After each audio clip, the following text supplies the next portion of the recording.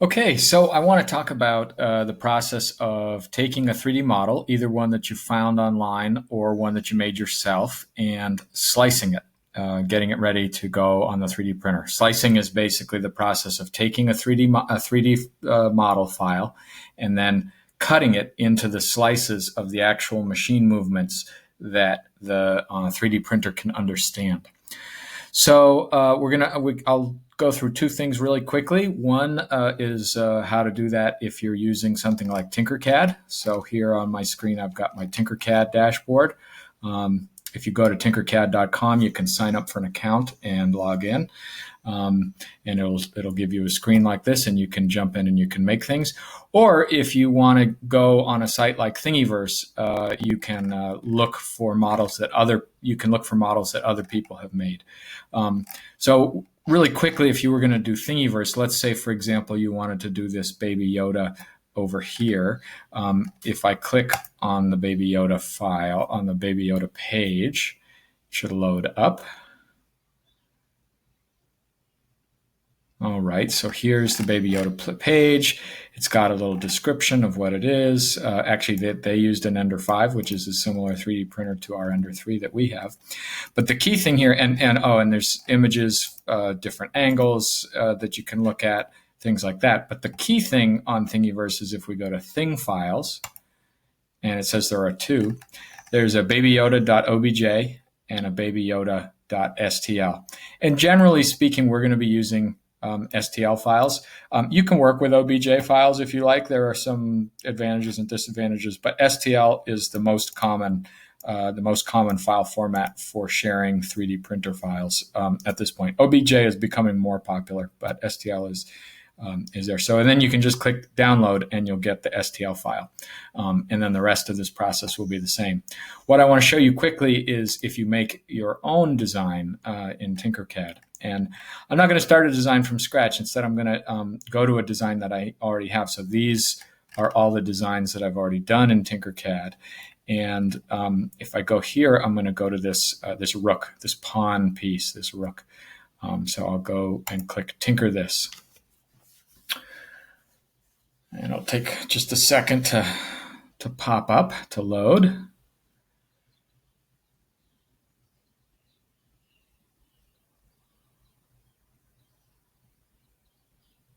It's always slowest when you're on a demo, right? Okay, so here is my rook. Okay, and we'll get into more about TinkerCAD in the TinkerCAD specific section. Assignment 2 is going to be to make something in TinkerCAD and 3D print it, so you'll get to be more familiar with this interface. For now, you can just know that if you right-click and drag, you can orbit your view, so you can look at your object from different angles. And if you center click and drag, in other words, if you click the scroll wheel and drag, you can pan. So that's moving. You can see how I'm moving side to side. But in this case, I'm just orbiting so you can get a sense for what the object is that we're printing. It's a rook, a horse, chess piece. It has this little support piece that's already integrated into the model. That way we can print this without supports. I'll talk about that a little bit when we get into the slicer profiles in Cura, which is the slicer that we'll use. So once you, and modeling this up, making this rook is beyond the scope of this video. So we'll leave that be for now. You can see if you can make something this complex on your own for your own assignment. So if I click on this object to select it, now it's got this blue outline around it, and it's got these corners that I can click and drag to resize it. I can go up to export. And you'll see if I hover over, it says download in 3D print. So I'll export. You can export it as an OBJ, but in our case, we're going to use an STL file. And this one, the GLTF, I don't even know what that is. That's brand new. So we'll leave that be for now. Oh, and you can do either everything in the design, which will export this other rook that's over here too.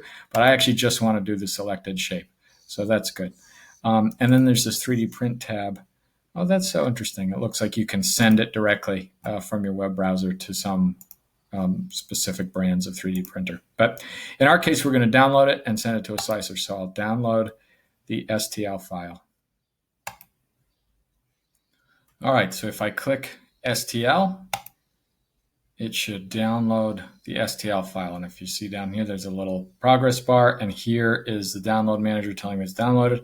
I can click Show in Folder, or I can just click on the files box down here in my Chromebook. So here now in my downloads, which is where I'm looking, is my Rook 1.1.stl. All right. Now the key thing here is I'm going to actually copy it. I'm going to drag and drop it and copy it into my Linux files. All right.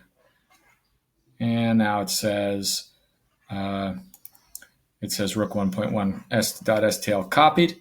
There it is. Okay.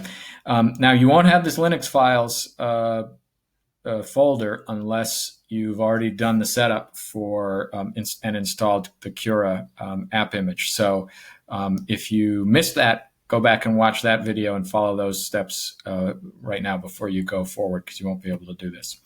All right. So now we're going to go down to the launcher, and we're going to find a terminal. And there it is. And I actually have mine pinned to my launch bar here, so you can also pin it. It looks like you lost my video. It looks like you lost the video of me, but hopefully you can still see my terminal window here. So as you remember from the video of installing Cura, the terminal is a way to interact with your computer using the command line, basically by typing text.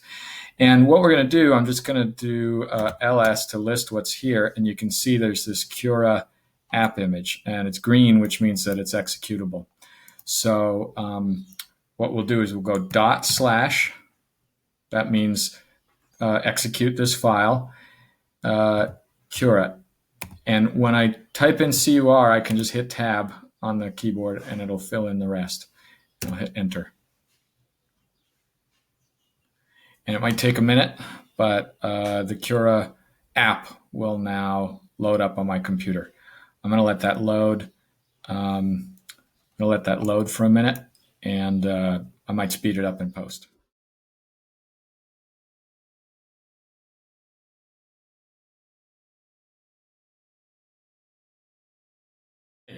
That took quite a while to load. That took about 3 minutes, 3.5 minutes to load. It might take that long on your computer. If so, I would just maybe leave it open in the background so you don't have to load it all the time. I've already done a couple of things here. One is that I've selected Ender 3 as my printer, so Creality Ender 3. So if you ever need to do this in Cura, you can go to Add a Printer, and if you go to Add a Non-Networked Printer, and you scroll down to the Creality section, there are literally hundreds of printers in here that you can choose. And I go down and I'll select Creality Ender 3 and I'll hit add. I'm not going to add it right now because it's already set up. And if you see, it's even got the Ender logo. It's a little hard to see, but it's even got the Ender logo. Now this blue cube is the print volume. Okay, so this gray grid down here is your build plate, and the cube is the limits of the space that you can print in.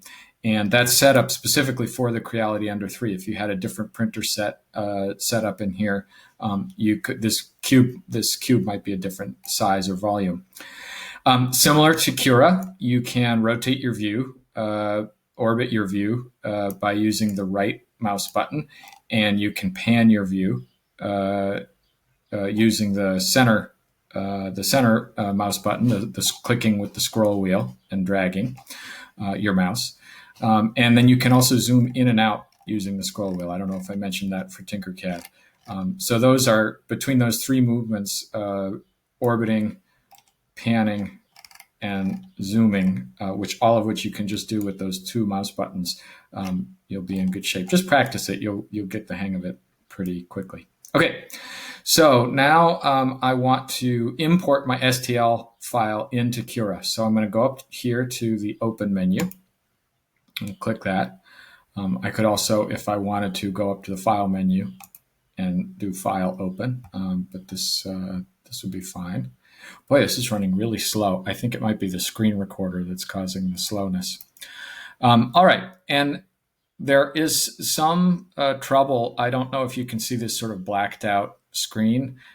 There is some trouble rendering on a Chromebook. There might be a way, I might find out a way to fix that. But basically, if you click over here in this main area, you'll see it'll be on your home folder. And so I can select my Rook 1.1 and I can go down here. And if I hover over these, I can see the open button and hit open.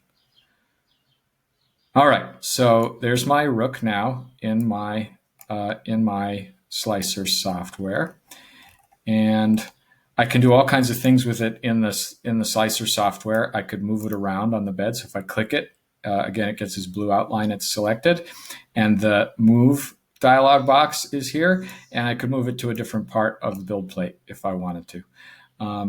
I actually do. I'm going to undo that because I don't want. I'm just going to leave it in the center. You could also type in something here. So if you ever want to center it, you can always just make it 0, 0, 0, and it should go back to the middle. Now, if I click on it, what I do want to do, I can scale it. I can change the size. I don't want to do that. What I do want to do is I want to rotate it. So if I want to rotate it, I can. It gives me these 3 axes, a red, a green, and a blue. And what I want to do is rotate this around the blue axis. So if, let's see, if can I click on the blue axis? Yeah, there we go. And I'm just going to drag it all the way around to, well, it should be 180, but I did it in 15 degrees and then 165 degrees. So now it's facing the same orientation that it was faced in the TinkerCAD, and I like that better. It's not, won't affect the print at all. Okay, I can also mirror it around these different things. Oh, interesting, I can do different settings. These are new since I've been using Cura. These are some more advanced settings. You probably won't need those just yet, but we can talk about them. Okay, so now I've got my printer selected here, and here's where I'm going to select my material, and PLA is correct. And that's a good question. I think it is a 0.4 millimeter nozzle. I should look that up, but I think I'm 85% sure that that's correct. And then we're going to go to the quality settings here. So I'll click on these quality settings, and it's going to give me some options. This first one is the layer height. So that's how high each layer is. If I set it lower, the layer height will be smaller and you'll get a more precise print, but it will take longer. If I set it higher, then it will print faster, but it'll be lower quality. Infill is the pattern or the percentage of material that it fills in the center. So this thing, I've got this Rook here, and like in the middle of it, like if I were at 0% infill, it would just print a shell. It would just print a hollow shell, kind of like like an chocolate Easter bunny. If it were 100% infill, it would print just as a solid object. And every percentage in between is a gradation of that. I've been finding 20% works pretty well on Ender 3. You can play around with it, but somewhere in the like 20 to 40% range is generally where you're going to be to balance structure and strength and also print time. So the higher the infill, the stronger the part, but the longer it will take to print. And the lower the infill, the quicker it will print, but the weaker the part will be. And if you really set it at 0, it probably wouldn't print. It probably wouldn't print correctly because there would be a lot of unsupported overhangs. So the next thing I can do is I can choose whether I want to do support materials or not. Now, if I close this out and I look up at my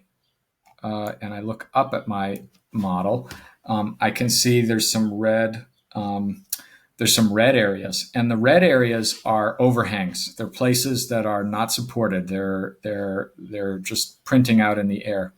And you can imagine why that is a problem, because there's nothing underneath them. And so the material will just extrude out into the air and just make sort of spaghettify. This model, I don't have to worry about this one on the bottom because that's on the build plate. So it says it's unsupported, but it actually is supported because it's on the build plate. And then these little ones here, I'm not worried about because they're so small. I think the printer will handle them okay. But that's largely why I did this this support here. That will support the nose of the horse. So this will build up off of here, and it'll offer continuous support. So I am actually going to print this without support. I'll show you what it looks like. I'll show you what it looks like without support. And then I can show you what it looks like with support. Adhesion is something that will help it stick to the bed. I have had no problem sticking with my prints sticking to the bed. If anything, I've had the opposite problem, that they've been sticking too much. So I'm not going to do any adhesion either. So this is good to go. I can click into custom, and I can get much more detail on all of these things. Like I can look at the infill, and not only can I do the percentage, but I can choose what kind of a pattern I want to do on the inside. Now, this is also set to basic settings. If I set this, if I set this to expert, or if I set it to all, let's set it to expert. It's taking a second. Now in infill,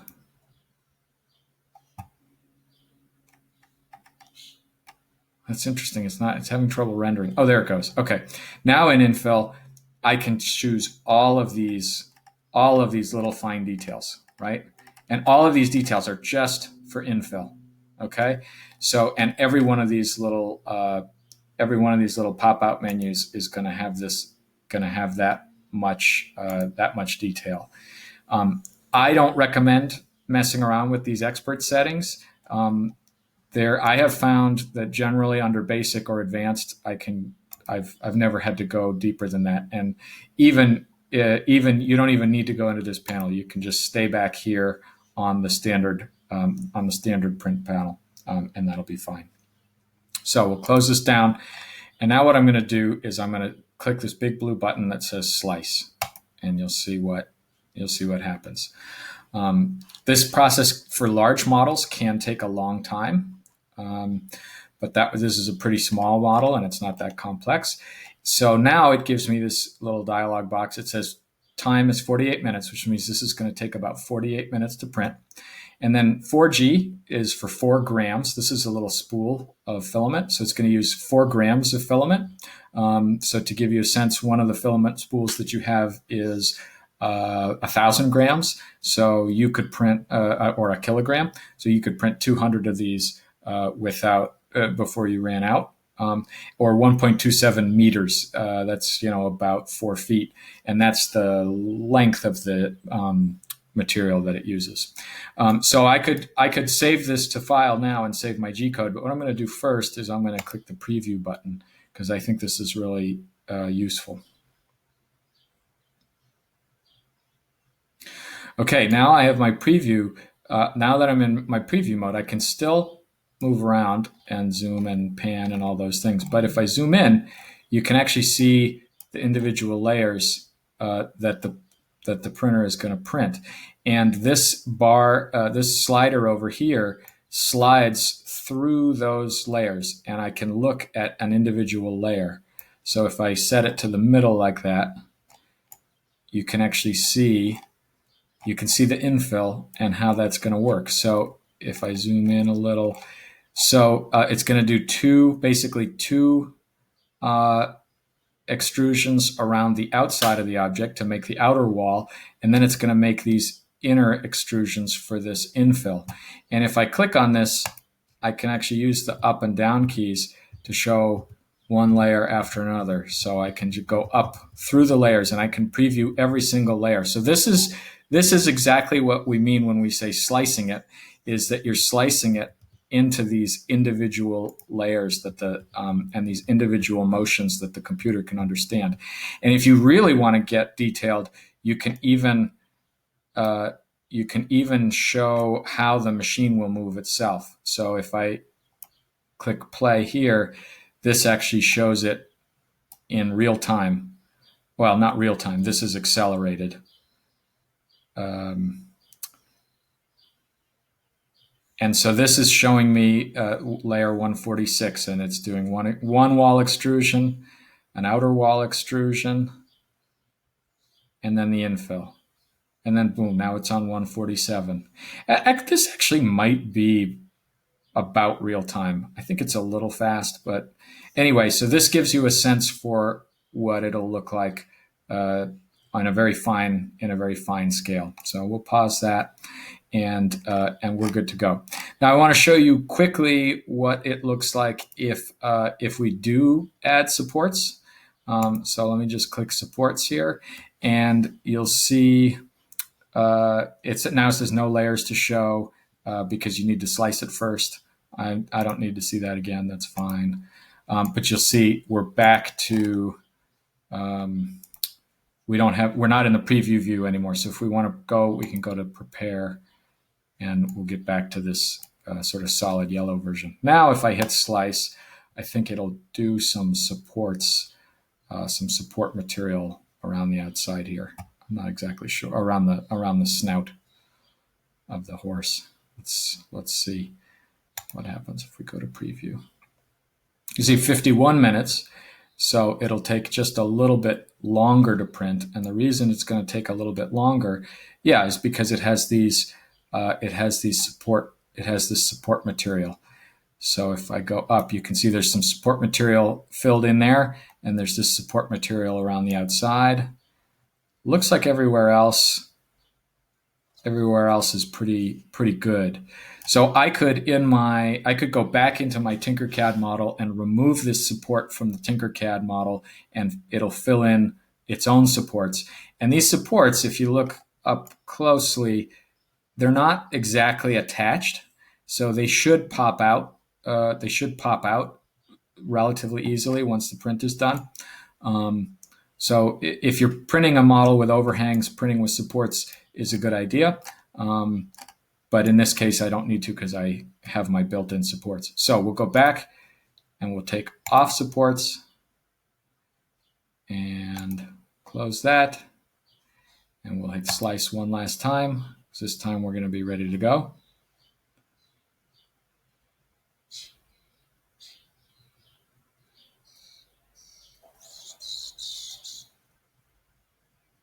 All right, we're back to 48 minutes. It's processing layers. Okay, it shows me my preview.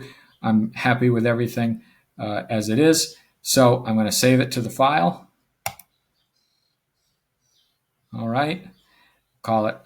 This is CE3 for Creality Ender 3, and then Rook 1.1.gcode. G-codes are the files that the 3D printer can understand. So that's good to go. I'm going to go over it, and it's in my home directory. So I'm going to go hit save. There it is. Open folder doesn't work, so I'll just go back to my files down here. And there's my, oops, that's right. Open folder brings you to a web interface, so it's not that helpful. But if I go to my Linux files here, interesting. Where is it? There it is. If I go to my Linux files, CE3 Rook 1.1.gcode. Now I'm going to go get my SD card so we can transfer it over to the 3D printer. Okay, I've got my little SD card here out of the 3D printer, and handily, the Chromebooks have a micro SD port on them. So it's just on the right-hand side of the computer by the USB ports. So I'll push it in until it clicks. And if I go over to files, here is my SD card with all of the files on my SD card. So if I go over to my Linux files and drag and drop my CE3 Rook, drop, copied it.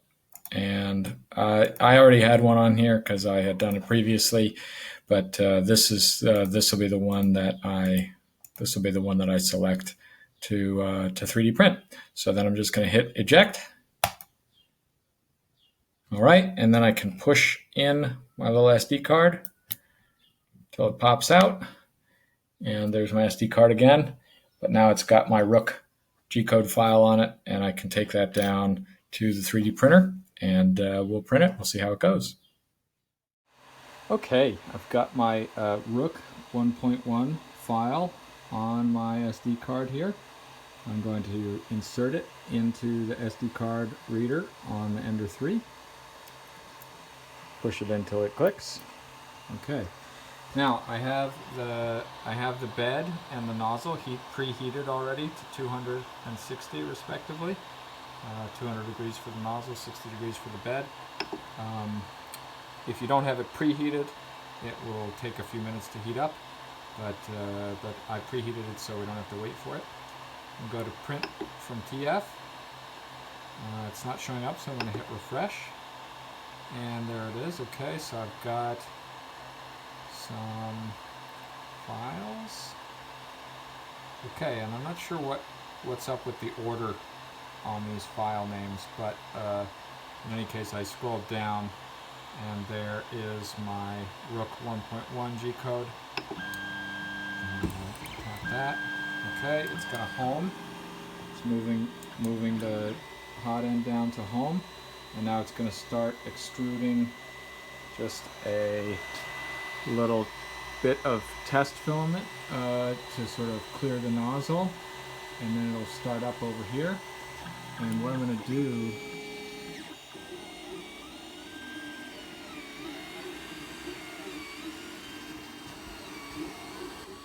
Alright, it was extruding the filament a little bit close to the bed, and I was worried that it was going to fail, so I just turned the knobs. I just turned these knobs this way to adjust the build plate down a little bit and gave it a little bit more space.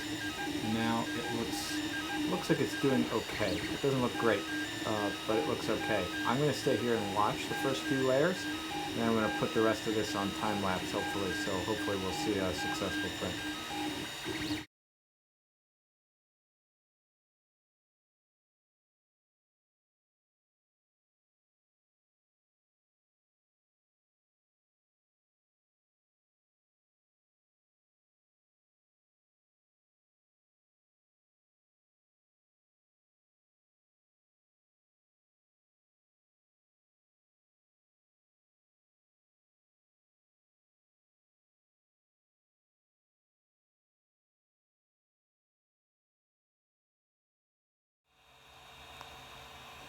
Alright, here's my final 3D printed Rook, and it's decent quality. There's a little bit of stringing. You can see these little bits of stuff, and especially between the ears. There's a little bit of stringing that you can see there. We could probably play with the settings in Cura and make those go away, make it a little bit better quality. But I'm pretty happy with it, and that is how you go from a model that you've made yourself to a 3D print that you actually have in the world.